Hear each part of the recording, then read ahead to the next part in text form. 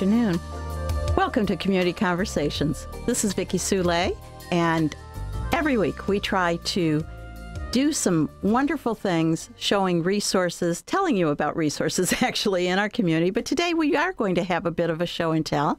My guest today is Peggy Cunningham from the Alzheimer and Parkinson's Association of Indian River County. And Peggy and her group of board members and volunteers and some staff members have been doing some tremendous things around the community, helping folks understand both the disease processes that affect our loved ones, as well as some of the tools and resources that we have available to them.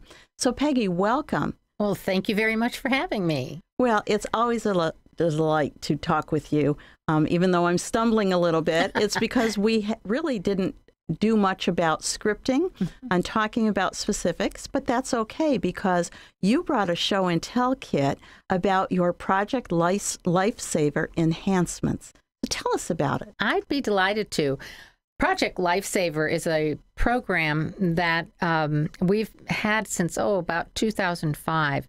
And through the generosity of the Treasure Coast Pilots Club, they originally helped us with a grant to have our volunteers and staff trained and to train the Sheriff's Department.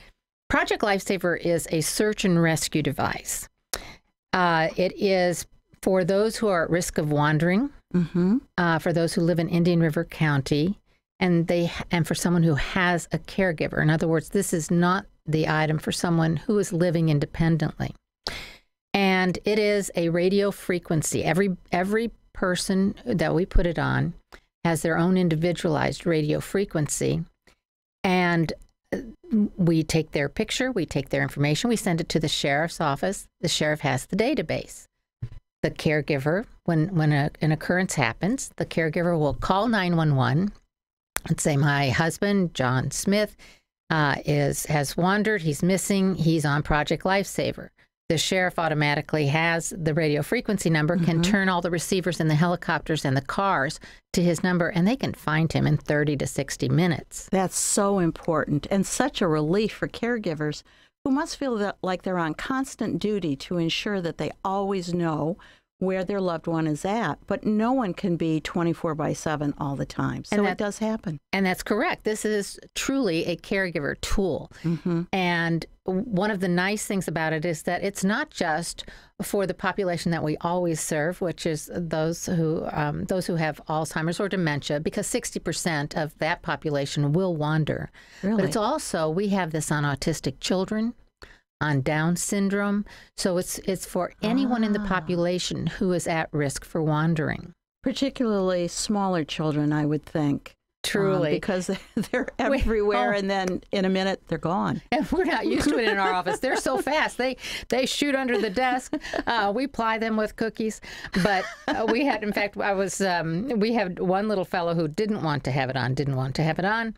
And his mother said, give me a few hours, and brought him back. And he had on his Superman T-shirt, his Batman pants, his Green Flash, Green Lantern shoes, came in and said, I will need my superpowers. So he thinks this is his superpowers. If sometimes those with dementia won't want it on, they won't understand it. And so, we can tell them, well, this is for it helps us track your heart. This, there's all kinds of explanations. Whatever rhymes Whatever to them. works, exactly. Whatever works to keep them safe. And now Project Lifesaver has added a new element to this search and rescue device, which is even better for the caregivers. It has a perimeter receiver, sort of sets a geofence around the person. Is that what's on the table there? That's what this is. Hold right it up here. Next to you there. And this, you'll have this in the house, and if they break 100 foot into the house or 300 feet outside, the alarm will go off. And that's just sort outstanding. Of like the invisible fence that people started using for their pets. Precisely. Wonderful. Which means that they can't get that far. Yes. And if it's kids, they go quickly. They bolt. And so this is really just one more excellent tool for the caregiver within this whole system. So we're very excited about adding this. We have this on about 50 people in this county right now. And considering statistically there's 6,000 folks in this county with dementia. Wow. And that's going to double by the year 2030. And if 60% of them wander, if we do the math, we know that we have to have this on many more folks in the community to keep them safe. So you've made it very affordable, and the Pilot Club continues to help support you. They continue to fund this, and as we grow, we will continue to find funding for it. It is free because it is a $400 piece of equipment. We ask for a refundable $50 down payment, and that's simply to remind the caregiver, take care of this. This is this equipment. Once they become debilitated and they aren't going to be at risk of wandering, then they can bring it back, and we give them back the $50. And that's really what that is. That's just a reminder so that we don't lose. If they go to the hospital, make sure you cut it off so it doesn't get lost there. So Peggy, if someone was interested or had additional questions, how would they contact you? They would contact us at the Alzheimer and Parkinson Association.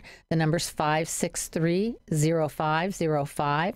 They can ask for Courtney Sanchez, who is our Director of Programs, or they can ask for me, and we'll be happy. There's an application that they fill out, and then we sit down with them and explain all the different little procedures that go along with this equipment. If they were in the neighborhood and knew where your building was at, could they just drop in? Absolutely. Okay. They can absolutely drop in and fill out the application. If we need to get it on them right then, we can get it on them right then. Perfect. Thank you for coming by and letting us all know about such an important resource for our caregivers in this community. Thank you for allowing me to be here. Oh, my pleasure. Thank you.